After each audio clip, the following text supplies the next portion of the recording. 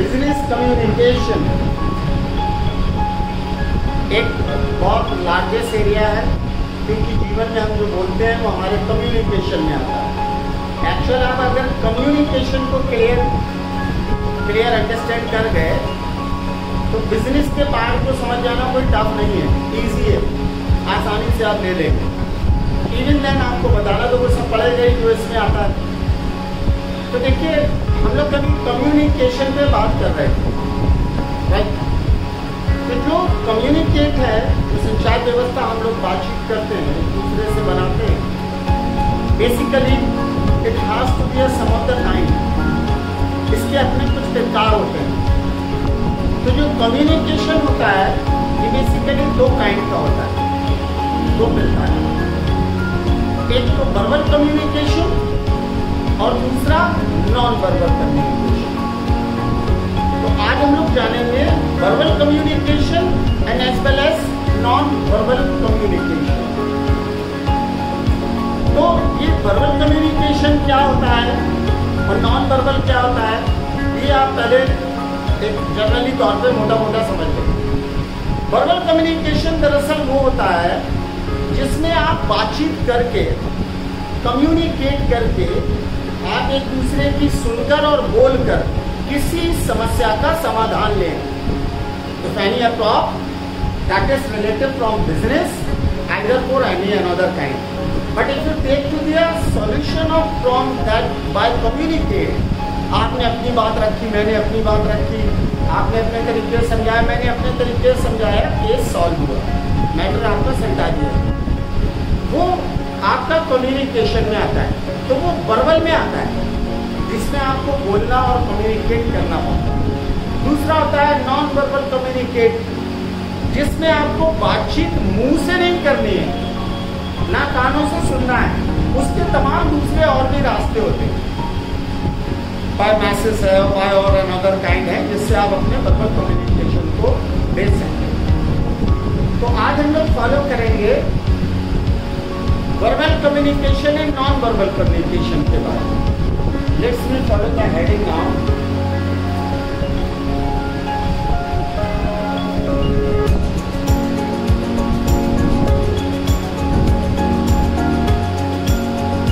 ये कम्युनिकेशन में दो पॉइंट आपके फॉलोइंग हुए, एक तो वर्बल और दूसरा नॉन वर्बल, राइट।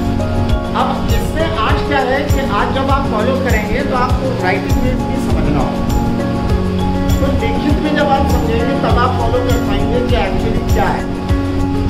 भाई क्योंकि हमने आपको वर्बली बता दिया, जो वर्बल कम्युनिकेट कर रहे हैं, आप इधर से सुनो, इधर से निकाल दोगे। वही है ना कि अगर आप इतने होते हैं, हमारे बुंदेलखंड में कहावत चलती है कि इतनी होती कारण आ रही तो काहे को पड़ती मारी मारी। तो अगर आप इतना डिजर्विंग होते तो आपको एक बार सुनते ही आप एडॉप्ट कर लिए होते। इट्स मीन्स ये है कि you are not as such of the deserving. तो हमें क्या करना है, हमें आपको नोट्स करा देना है, ताकि हैंसफोर्थ अगर आपको कभी एग्जामिनेशन में आ जाए तो आप उसको बता पाओ कि वर्बल कम्युनिकेट क्या है और नॉन वर्बल कम्युनिकेट क्या है, इसके अप्रोक्सीमेटली कितने काइंड होते हैं। ठीक है, तो चलिए इनको दूसरे तरीके से फॉलो करें। तो सबसे पहले हम लोग फॉलो करेंगे verbal communication. Okay, write down the सभी हेडिंग के बाद सब हेडिंग में लिखिए verbal communication, VERBAL, verbal communication. Verbal communication जिसकी डेफिनेशन आप लिख लीजिए, ठीक करके आगे बढ़ाइए, डेफिनेशन आप लिख लीजिए। Verbal communication is the use of word. Verbal communication is the use of words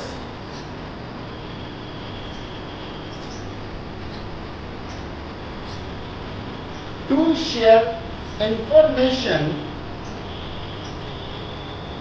Verbal communication is the use of words to share information the other people.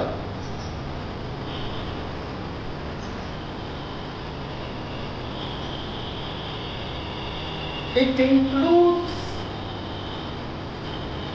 It includes both spoken and written.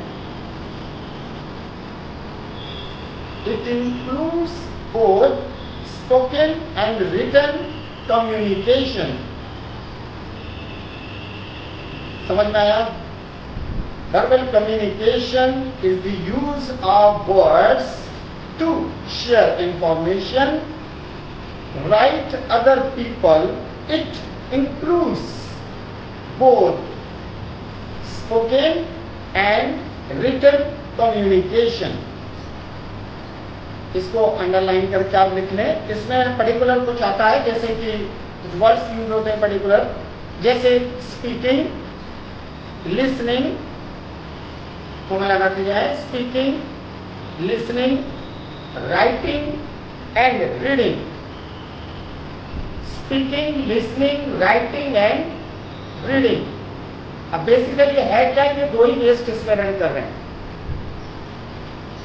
Speaking, listening, writing and reading. तो आप गौर कर रहे होंगे कि speaking का listening हो गया, writing का रीडिंग हो गया. तो अगर आप दोनों को फॉलो करेंगे, आप देखेंगे तो वर्बल कम्युनिकेशन में मेन पार्ट जो आपका गया है वो राइटिंग या रीडिंग पर नहीं, बल्कि स्पीकिंग पर और लिसनिंग पर भी. तो स्पीकिंग और लिसनिंग जो कि उसका मेन रोल काम करता है. वो कहते हैं ना कि एक बहुत अच्छा स्पीकर जब ही बन सकता है जब उसके साथ बहुत अच्छे लिसनर हो. अगर आपके श्रोता अच्छे हैं तो वक्ता अपने आप अच्छा हो जाता है. तो श्रोता, एक अच्छा श्रोता होने के भी कुछ नियम कानून है, आगे चल के हम बताएंगे. कुछ उनके पॉइंट्स हैं जो पॉइंट्स आपको गुड लिसनर बनने के दिए जाएंगे. क्योंकि जब आप किसी कंपनी में आगे इंटरव्यू करते हो, वर्क करते हो, तो आप सिर्फ एक अच्छे स्पीकर ना हो बल्कि एक अच्छे लिसनर भी हो. सो दैट आप ये समझ पाए कि व्हाट इज टोल्ड है. आप कहाँ कुछ जा रहा है, समझ आप कुछ रहे, चाहे खेत की रहे, दरियान की रहे, चल कुछ रहे, बोल कुछ रहे. यह मान लीजिए वो अपनी तरफ से गुड इम्पैक्ट लगा रहा. जैसे मान लीजिए मैं ही पढ़ा रहा हूँ आपको, तो मैं अपनी तरफ से गुड इम्पैक्ट लगा रहा हूँ. लेकिन आप क्या कर रहे हो, आप थोड़ी थोड़ी देर में यहाँ वहाँ देखते हो, फिर थोड़ी देर के बाद अपने मोबाइल को चेक करते हो, फिर थोड़ी देर के बाद आप यामिंग चालू कर दिए, कहाँ बस गए. अब क्योंकि आपको क्लास आ गया, वो ज्वाइन करना है, जो सब क्लियर कर रहे हो. एक होता है आई कांटेक्ट सही तरह से फॉलो करना, उसको पॉइंट टू पॉइंट राइट करना, भले वो यूजेबल हो या ना हो, लेकिन आप राइट करेंगे तब आप उसको घर पे जाकर रीडिंग में लेंगे. राइटिंग और रीडिंग के बाद तब आपको पता चलेगा हाँ यार ये बहुत इंपॉर्टेंट पॉइंट है जिस पर मैंने ध्यान नहीं दिया. ये जब पता चलता है. तो speaking, listening, writing and reading, all these kinds are the working there. अब हम लोग चलते हैं टाइप ऑफ वर्बल कम्युनिकेशन का, जिसमें से लिखें टाइप ऑफ वर्बल कम्युनिकेशन. सबसे पहले टाइप ऑफ वर्बल कम्युनिकेशन को हम लोग फॉलो करते हैं, फिर इसके बाद नॉन वर्बल भी हम बताएंगे. Type of verbal communication, first type इसका फॉलो करें. First oral communication. ओरल आ जाता है वर्बल में, बोलने में. और जो मुंह से शब्द, आपके मुंह से ये शब्द इमिट होते हैं. इमिट मतलब मुंह से बाहर निकलना. तो जब आप वर्ड्स इमिट करते हो उसको ऑरल बोलते हैं. ऑरल यानी कि माउथ के थ्रू अंदर ले या बाहर ले, कुछ भी करे, लेकिन मुंह का संबंध होना चाहिए. Practice oral. अक्सर आपने फॉलो किया होगा, ऑरल में लोग बोल देते हैं. ऑरल कम्युनिकेशन में लोग अक्सर बोल देते हैं, आपने ध्यान दिया होगा. डॉक्टर्स अक्सर इस बात को कह देते हैं भाई देखिए ये मेडिसिन आपको ऑरली खानी है, ऑरल यूज करना है, ये लगानी है, ये खानी है, इस तरीके से करके ये अप्लाई करनी है और ये आपको ऑरल इसका यूज करना है. इस तरीके से करके यूज होता है. शायद आपने फॉलो किया उस करके, कभी डॉक्टर्स को फेस किया होगा तो इस तरीके का यूज होता है. तो चले ऑरल कम्युनिकेशन, जिसमें 4-5 हम आपको पॉइंट्स दे देते हैं. इसमें से फर्स्ट का ए लिख लीजिए. फर्स्ट लिखा था उसी का ए. पहला होता है face to face communication. Face to face मतलब आमने सामने बैठे एक बात को अपने दूसरे बात तक दूसरे बंदे तक पहुंचाने की कोशिश। आप भी सुन रहे हैं, हम भी सुन रहे हैं, वो भी कह रहा है, हम भी कह रहे हैं, दोनों लोग एक बात को कह रहे हैं। That is face to face communication. हो गया। सेकंड इसमें आता है video conferencing. Video conferencing, video conference होता है ना, वीसी चलता है, आपने फॉलो किया होगा। आजकल कोरोना की वजह से बहुत सारे वीसी चले। वीसी अक्सर गवर्नमेंट में और गवर्नमेंट के एम्प्लॉइज में और डिपार्टमेंट में, किसी भी प्राइवेट डिपार्टमेंट में और उनके एम्प्लॉइज में वीसी चलता है, जिसको हम लोग को वीडियो कम्युनिकेशन बोलते हैं, video conferencing, sorry video conferencing बोलते हैं। और उसमें बातचीत करते हैं, आप भी अपनी बात रख पाते हैं और बहुत सारे लोग तो अपना इसमें ऐप भी बना लेते हैं। बहुत से टीचर्स भी आपने देखा होगा वीडियो कॉन्फ्रेंसिंग से पढ़ाते हैं, तो आपने दिया होगा वो ऑनलाइन टीचिंग भी यूज हो जाता है। थर्ड इसमें फॉलो करेंगे voice chats. Voice VOICE voice chats, यानी कि वॉइस करके आपने चैट किया। बहुत सारे लोगों के पास टाइम नहीं है। मान लीजिए आप ऐसी जगह पर खड़े हैं जहां पर आप बहुत ही कंजस्टेड हैं, आप पैर नहीं यूज कर पा रहे हैं। ऐसे सपोजिंग आप ट्रेन में हैं और आपकी सीट कंफर्म नहीं है, आप खड़े हैं, थोड़ी दूर का रोड आपका फासला है वो पूरा करना है। इवन आप बस में हैं या मान लीजिए आप ट्रैफिक में हैं या आप ड्राइव कर रहे हैं, या कभी कभी ऐसा भी हो जाता है कि हम लोग लिफ्ट में हैं। अब जब लिफ्ट में नीचे से आप ऊपर 4 मंजिल आए हैं, कभी तो सेपरेट आप चले आए, आराम से बटन दबाया, समझ ऊपर चले आए। लेकिन फिर क्या होगा जब कभी आप मान लीजिए ऑफिस के सभी लोग एक टाइम पे जा रहे हैं, बहुत कंजस्टेड हो जाता है, अब आपको बिल्कुल सतर्क खड़े होना है और उसी टाइम कम्युनिकेट करना है, क्योंकि आपका जूनियर या आपका कलीग से आपका कोई ऐसा बंदा है सीनियर आपसे तुरंत रिपोर्ट मांगता है या तुरंत कोई बात का जवाब मांगता है। तो वो कम्युनिकेशन को उस जगह पर जब हम लोग करते हैं तो हम लोग क्या करते हैं, वॉइस चैट्स करते हैं। उन्हें कहा लो ये काम करिएगा, ऐसा हो जाएगा, ऐसा होगा, कहीं चला गया। दोस्त ने बोला नहीं सर जी मैं बहुत ज्यादा बिजी हूँ, आज ये काम करिए, अभी आप बता दीजिए। बोला नहीं चलिए ऐसा करना, इस तरीके से चलता होगा। वॉइस चैट भेज देते हैं, वॉइस किधर जाता है लिखने की जरूरत नहीं। तीसरा इसमें हो जाता है टेलीफोनिक और मोबाइल फोन्स कम्युनिकेशन। टेलीफोनिक मतलब डिपार्टमेंट का लिख लीजिए, टेलीफोनिक और मोबाइल फोन्स कम्युनिकेशन।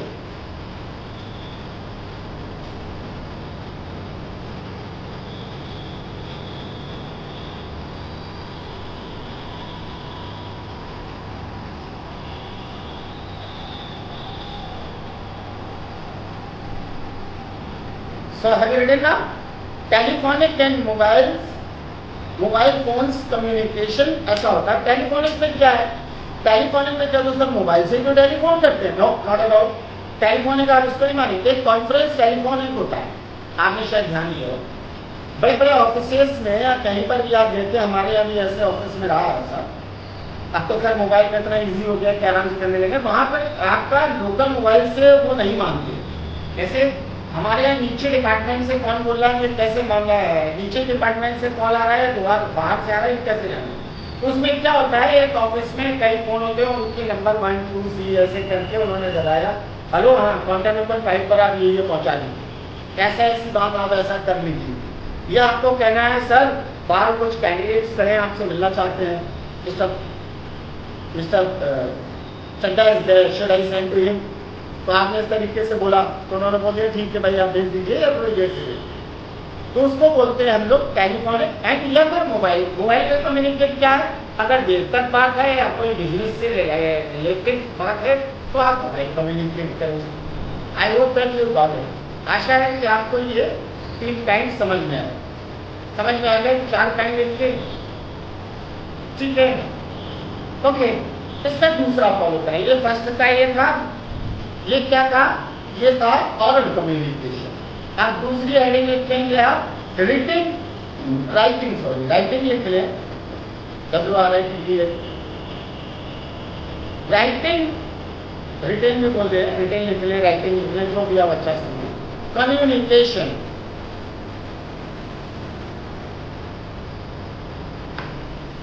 3-4 पॉइंट इसमें भी हम आपको दे रहे हैं। रिटन कम्युनिकेशन में क्या हो जाता है, अब इसमें चूंकि आपको बात तो करनी नहीं है, आपको सिर्फ जो है राइटिंग पे ही बात करनी है, इसीलिए कहते हैं कि कीबोर्ड का आपको अच्छा ज्ञान होना चाहिए।